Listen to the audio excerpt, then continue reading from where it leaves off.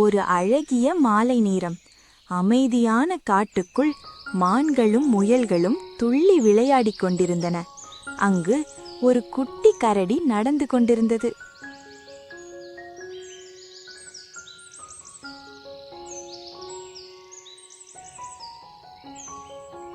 அவன் பெயர் கவி. அவனுடன் அவனுடைய நெருங்கிய நண்பன் குட்டி அணில். இருவரும் சேர்ந்து புதிய இடங்களை காண ஆர்வமாக நடந்து சென்றார்கள். அவர்கள் நடந்து போய்கொண்டு இருக்கும்போது வழியில் ஒரு மரம் முறிந்து விழுந்தது. அதை பார்த்து குட்டி அணில் பயந்து விட்டது.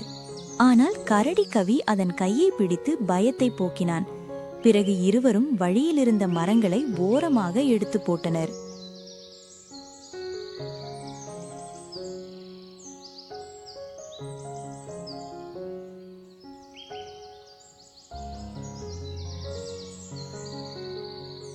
மீண்டும் இருவரும் காட்டை சுற்றி பார்த்து நடந்து சென்றார்கள்.